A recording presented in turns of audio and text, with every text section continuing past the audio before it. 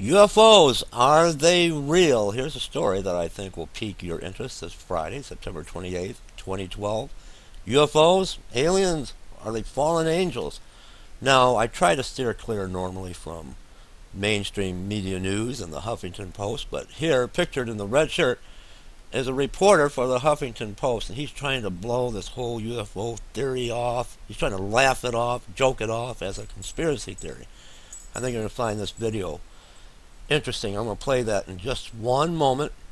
The link to this article will be below in the Show More section. UFOs are real and should be studied, says ex-Project Blue Book director Colonel Robert Friend. Let me bring you a portion of this story before I play the video for you. Retired Colonel Robert Friend, a former director of the Air Force's nearly 20-year-old UFO study, Project Blue Book, says that scientists should continue looking into the mystery of flying saucers. Friend, assigned in 1958 to direct Blue Book, was charged with trying to determine if UFOs were a threat to national security and whether they could be of scientific interest. When I first took over the program, I wrote 2 staff studies, and in both instances, I recommended that UFOs be put into another agency, which would give them full scientific investigations and analysis. Friend told the Huffington Post over the weekend at a special lecture titled Military UFOs Secrets Revealed. The event, held at the Smithsonian affiliate National Atomic Testing Museum in Las Vegas, featured Friend, seen below, 3 other retired military colonels, and a former United Kingdom Ministry of Defense UFO investigator. And here's Colonel Friend's photo right here. Now, let me take you to the video in question. And again, to our friend, the reporter for the Huffington Post, who, look at the smirk on his face. He kind of finds this rather amusing. I don't. Let's take a watch and a listen. Last weekend, at a conference at the Area 51 section of the National Atomic Testing Museum, a retired Air Force colonel accused the US government of covering up evidence of UFOs. Why are UFOs the conspiracy that just will not die? Joining me to decipher fact from fiction in all of this is Ben Hansen, host of the Sci-Fi Channel's Fact or Faked, Brian Dunning, host of the popular science podcast Skeptoid, John Alexander, a retired Army colonel, Kate Valentine, the host of Kate Valentine's UFO show, and here in the studio, the Huffington Post's very own resident UFO believer, our weird news reporter, Lee Spiegel.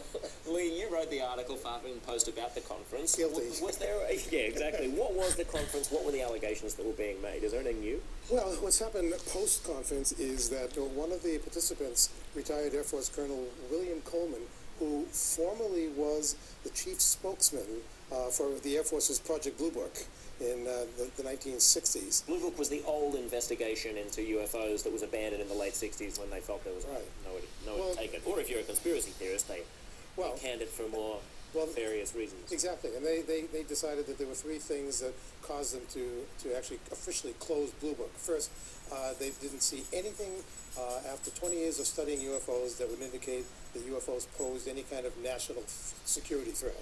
That was the first thing. Also, they claimed that there was nothing about UFOs that would warrant any kind of further study to learn anything of new science. Okay, and third, of course, they weren't extraterrestrial. There are a lot of people out there, and I mean military people, even the Air Force, Navy, and commercial pilots, who believe that there hasn't been enough scientific study into the UFOs, especially all the ones that are called unknowns, because it's just what they mean is unknowns, and some people believe, some people who we rely on for our safety and security, think that some of these may be from elsewhere. Certainly the military does plenty of things in secret, but I mean, we're raising a whole lot of questions here. Are there things that people see that they can't identify? Certainly. Have any of those been positively identified as alien spaceships? That's, I think, a position that's fairly indefensible. I think that's the basic logic here. I actually agree with most of that. Indefensible as far as the public knowing, by and large, what's going on. The great thing about this conference was that to the uninitiated into ufology, these were new stories to them. We had several people who headed up Project Blue Book, 2 people. We had colonels in the military, and they each had their own experiences or involvement. And so the public, by and large, many of them have never heard of this before. And it was great to get them all together to tell their stories, because it really emphasizes what kind of a serious topic this is. We're talking about incidents that have shut down nuclear warheads. We're talking about, an event in China where 3 international airports were closed down. Because for passenger safety, this isn't just something that is, that a casual, trivial subject. John, you've been at the coalface of this as a retired Army colonel yourself. What's your take? Anybody who says that they're not real or, of our origin just obviously doesn't know anything about the topic. As Chuck said, and one of the guys that I first interviewed, he says, "You mean the one I touched?" So let's understand, we're not talking about observations and relying on, the fallibility of human observation, but much rather every sensor system we have does pick them up. So there's something out there, and by and large, they're not out. And if you go back, the reports come in for millennia. So not new capabilities beyond what we currently have.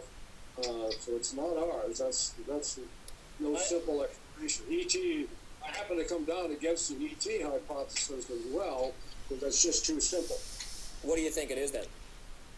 I have no idea. I couldn't agree with the Colonel more. It is exactly this so-called giggle factor that stops these objects from being identified. He is quite right. They do exist. They have been observed not only by... She says the giggle factor that has stopped these UFOs from being explored further. The colonel that just spoke doesn't believe they are so-called ETs, extraterrestrials. What are they? What are they? Demons? Fallen angels or demons? Let's take a listen. By humans, but by radar, by any other sensory mechanism. Just because one of the hypotheses is that they are extraterrestrial does not mean that there are many other hypotheses alive and well.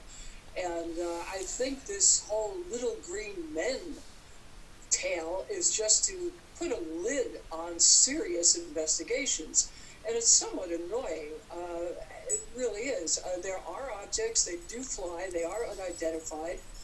Possibly they are extraterrestrial, possibly not.